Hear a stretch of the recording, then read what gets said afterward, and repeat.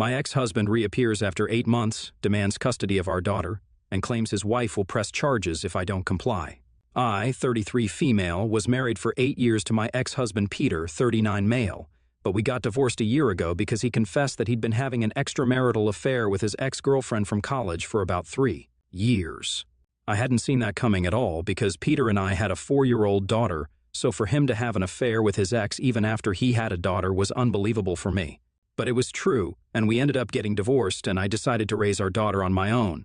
He got married to his ex-girlfriend Mandy, 38 female, a few months after our divorce was finalized. I got to know about his wedding from his friends because, naturally, after the divorce, we didn't bother to keep in touch.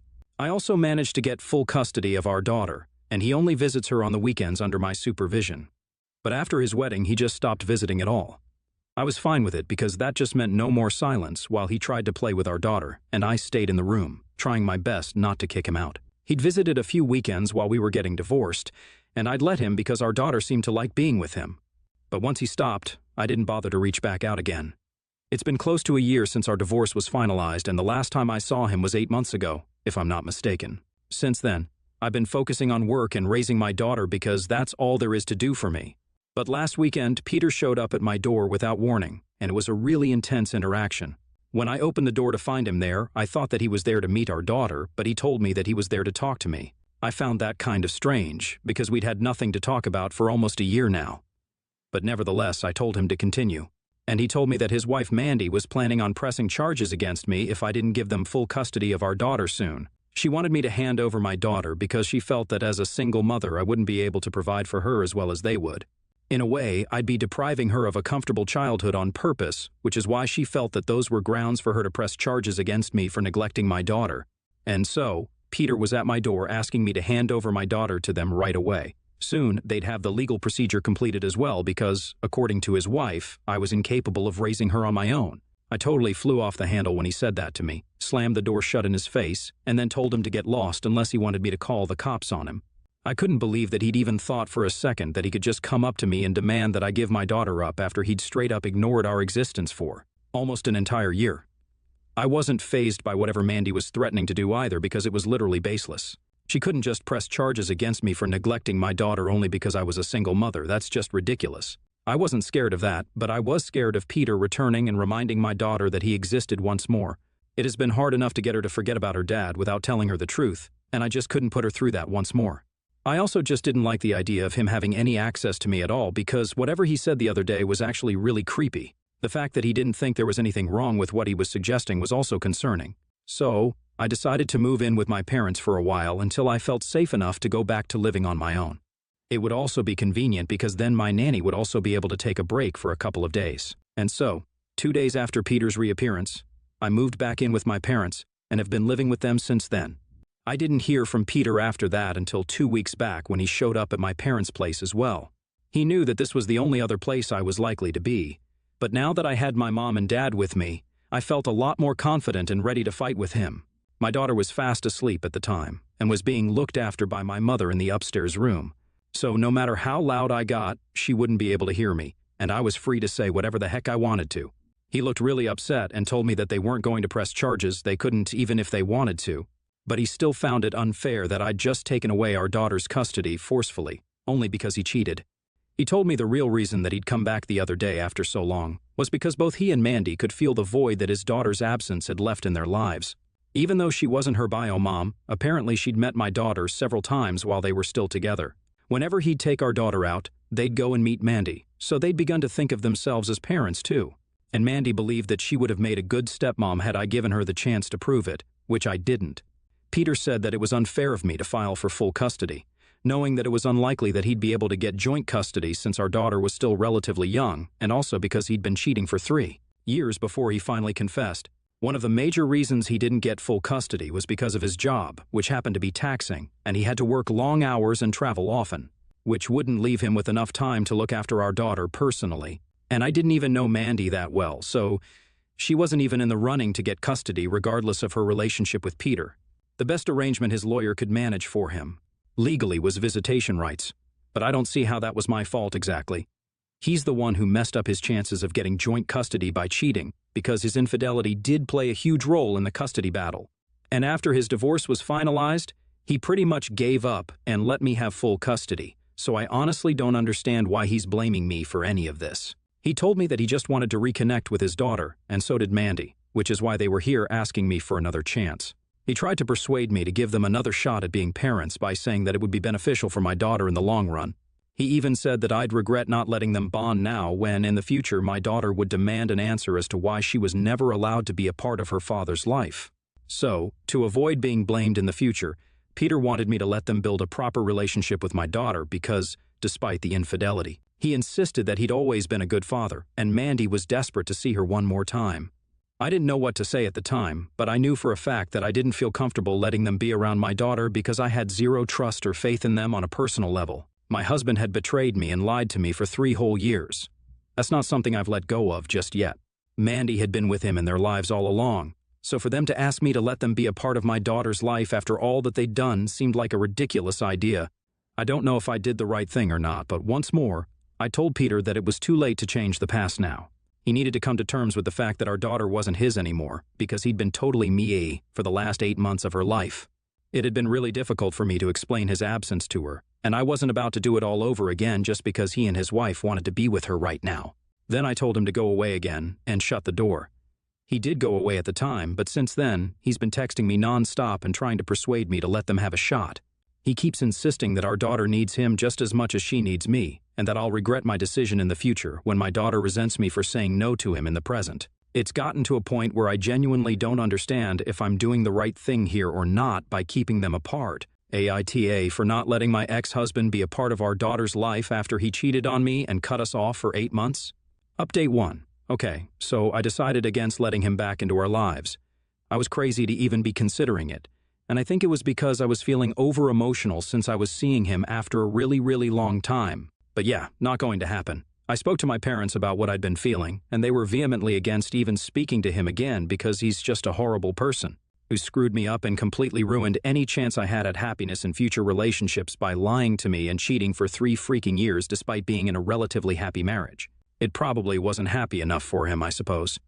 It's been 2 days since I posted, and most of the comments on my original post have been ones that advised me never to let him into my life ever again, and to try and get a restraining order against him.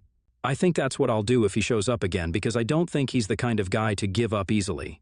I've contacted my lawyer already, and I'm trying to terminate any parental rights he has at all because he obviously doesn't deserve to be a dad. The kind of father who can just abandon their child for months on end without an explanation, and then come back when it suits them, isn't someone who can be trusted at any cost, and I know it better than anyone. Besides, I don't even know what he'd been up to during those 8 months that he didn't visit us at all, so it really was strange that he thinks I'll just welcome him back with open arms now that he's finally ready to bond with his daughter. Tough luck, buddy, but that's not how the world works, and that's certainly not how my world works. I've even blocked him everywhere because the last couple of texts that he sent to make me feel empathetic towards him rubbed me the wrong way because they're all phrased like, "I'm the villain here," and he's the long-suffering victim who's been separated from his daughter because of my cruelty and selfishness, as if he never cheated and then pulled the disappearance act on me afterward. I can't believe I let myself get carried away at all because of his sudden reappearance. I don't think I'm coping with this as well as I thought I was, and I really cannot afford to fall weak again. So I'm taking the advice that most people here seem to have for me and looking into therapists. I think that'll be a good way to move forward and try to put this episode behind me. It'll take up my time, but at least something productive will come out of it, and maybe I'll be able to stop overanalyzing and overthinking. Update 2. Hello, it's been 3 days since my last update, and today Peter sent me an email about why exactly he's come back to us after so long. I'm not going to lie, it's messed up even by his standards. I don't know what kind of weird crap he and Mandy are up to, but I'm glad that I already spoke to my lawyer. And we're already ahead of him because a couple of things that he said were concerning, to say the least. In the email, he told me that after the divorce was finalized, Mandy told him that she didn't want him to be in touch with me anymore, so he gave up custody of his daughter and decided to focus on his married life. Now, the reason they'd broken up all those years back when they were in college was because she'd always been way too family-oriented, and he wanted someone who had ambitions other than getting married and having kids. But both of them had changed over time, and once they reconciled a couple of years ago at the reunion, they realized that they'd messed up by breaking things off and started an affair. She dumped her then-boyfriend, and Peter claimed that he'd wanted to tell me, but by the time he'd mustered up the courage to confess, I was already pregnant. The longer he postponed telling me, the more difficult it became. With time, even Mandy had started feeling attached to our daughter, so it all got complicated for him. And he just let it continue that way for 3 years, until it finally dawned upon him that what he was doing was messed up and that he needed to clean up his act, or else he'd end up living a lie for the rest of his life. So he told me, and then the divorce happened. He ended up giving up custody of his daughter because he wanted to devote all his time to being a good husband to Mandy. Unfortunately, over time, they realized that Mandy still did want a family, but she was too old to conceive now without facing health complications during the pregnancy. And so, they decided that instead of trying to have a baby of their own, they could just ask me to let them co-parent the child that Peter already did have. That's why he visited me that day. But when he realized that I wasn't going to be intimidated into handing over my daughter, he tried to take a much less threatening and much more manipulative route, which also didn't help much. So now his last option was to tell me the truth and hope that I'd understand where they were coming from. He told me that Mandy already felt like she'd been a mother to our daughter at some point when it was just the 3 of them, and I wasn't at home. She just wanted a chance to live that life once more, and I was the only person who could make it possible for them. This was their plea to me to let them have the family that they'd always wanted, just for Mandy's sake. I mean, I've got to hand it to them. It really does take an insane amount of confidence and guts to send something like this to the woman whose life you messed up. They lied to me and cheated for 3 years, including a time when I was pregnant, and yet they expected me to be kind to them, think of them, and let them build a relationship with a child they discarded like a toy less than a year ago, because now they suddenly realized that Mandy was too old to have babies but still wanted a family. They could have done so many other things. They could have chosen to adopt or to opt for surrogacy. But instead, they chose to do the least sane thing and try to intimidate me into giving up a child they hadn't even cared about for several months, until it occurred to them that we could share the child and the experience of parenthood. Like, this is my daughter here that we're talking about, not an article of clothing or a toy that we can just pass around according to our convenience. I knew that both of them were crazy, but this is just way too much, even for Peter and Mandy. I'm glad I've already spoken to my lawyer, and I've also forwarded that email to her because this is seriously insane. To even think that I'd agree to this under any circumstances is so ridiculous that I'm struggling to even wrap my head around it. It really does take a special kind of delusion to approach the woman you screwed over together and then make an absurd demand like the one they made.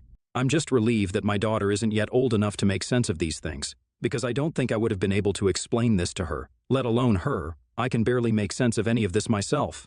Had this been happening to someone else, I really would have just loved to know what exactly went through my husband's and Mandy's heads while they were formulating their plans and strategies. Because I'm sure that's how they were treating this, like some military operation. It's positively absurd. But my current priority is making sure my daughter and I are both safe and all right, because there's just no telling what these people might do next. I don't trust them one bit. And after this email, they've pretty much proven for sure that they don't even deserve to be trusted either. Update 3. My lawyer contacted Peter yesterday and told him that the petition to terminate his parental rights had already been filed.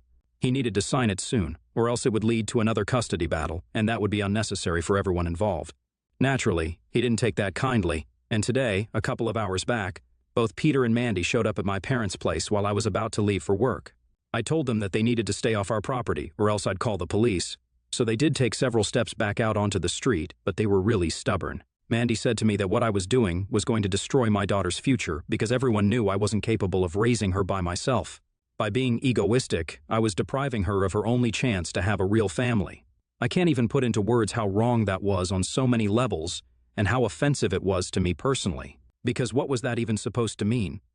I flared up at her and ended up screaming at her at the top of my lungs in retaliation because the things she was saying had gotten under my skin in the worst possible way. This woman was literally a homewrecker, so she of all people had no right to lecture me on what my daughter needed or what a family was. She was the one who'd ruined a perfectly happy family, and my husband had happily gone along with her.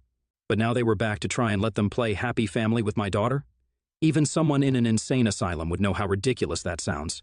And I'm also fully capable of raising my daughter on my own because I have a job and make a decent amount of money, enough to live nicely and give my daughter the life that she deserves to have. So I'm not too worried about the financial part of it. As for my daughter's family, I think I'm enough for her at the moment, and in the future, I might get married again and she'll have a father. But right now, I'm literally all that she needs. Once again, they had cut this very same daughter off for almost a year because they didn't think they wanted her. And now that they want her, I'm not good enough of a mother for her all of a sudden? I swear, both of these people are so stupid and delusional that it's painful for me to even think about it. I told them to leave because I was getting late for work, but Mandy decided to throw a temper tantrum right there on the street.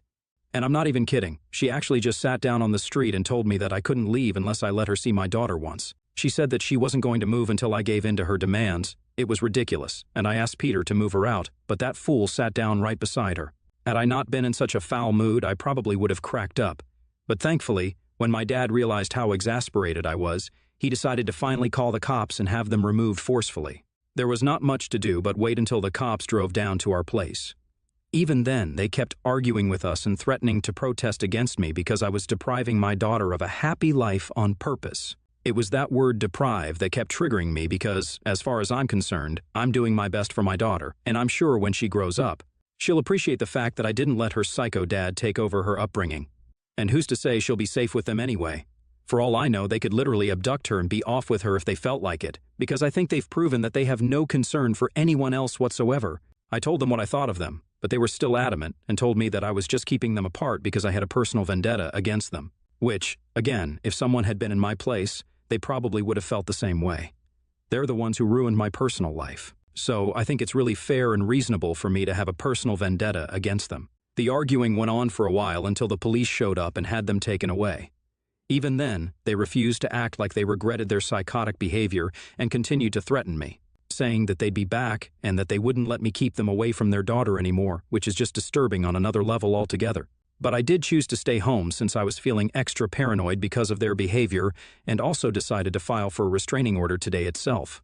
I think that had been overdue because today they showed me just how crazy they could be when it came down to it. I was amused by their ridiculous behavior, but I won't lie, it was kind of scary as well. So I'm trying my best to get rid of them altogether. And I'm also going to move to a new apartment soon enough because clearly none of my addresses that my husband knew are going to feel safe anymore. I've moved into a new apartment, and Peter thankfully has no idea where I live now. I've also managed to get a restraining order against him, and I now have full custody of my daughter. I've managed to keep my sanity intact during the past few weeks. And thankfully, I'm out of this nonsensical crap now. I don't know what Peter or Mandy are up to now, and I've also told my friends that I don't ever want to hear about them from them ever again. And neither do I want them to tell them anything about me. The past few weeks have been very tense for me because my ex-husband kept texting me and harassing me from multiple phone numbers on and off. Mandy spread some nasty rumors about me, so I'm sure that the power couple was doing their best to bring me down. It didn't work though, unfortunately. But whatever, I'm just done. My daughter is okay, I'm okay, and that's all that matters to me. I'm all the family she needs, and the same goes for me.